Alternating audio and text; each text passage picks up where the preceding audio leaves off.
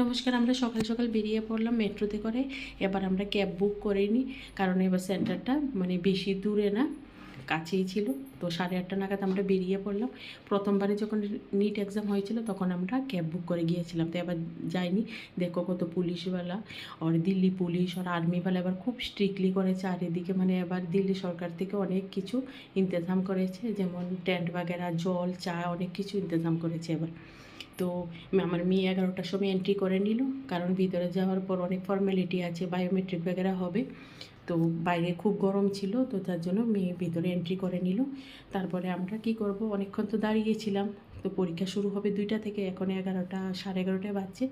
তারপর সেন্টারের অপোজিট সাইডে একটা পার্ক আছে, খুব সুন্দর পার্কটা। তো আমি আর আমার হাজব্যান্ড পার্কে চলে গেলাম। অনেকক্ষণ টাইম স্পেন্ড করলাম।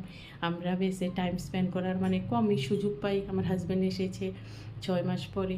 তারপর অনেক সময় কাজে থাকে, বাচ্চাদের পড়াশোনা, সব কাজেই ব্যস্ত থাকি। তো আজকে আমরা একদম শান্তিতে খুব ভালোভাবে পার্কটা ঘুরলাম। এত সুন্দর পার্কটা না, চারিদিকে জল, একদম নিরিবিলি। সব প্যারেন্টসরাই বসেছিল এটার মধ্যে। 2-2.5 ঘন্টা টাইম স্পেন্ড করার পর আমরা চলে গেলাম একটা ক্যাফের মধ্যে। তো খুব সুন্দর ক্যাফে ছিল। তো প্রথমে আমরা জুস বগেরা নিলাম, তারপর বার্গার বগেরা খেলাম। একটু ভালো লাগছে না যে বাচ্চারা ছাড়া, কিন্তু এটাও ভালো লাগছে যে হাজব্যান্ডের সঙ্গে একা। তো এই দিনের দিনটা আমি এইভাবে পার করলাম। আবার তোমাদের সঙ্গে গল্প হবে। টাটা।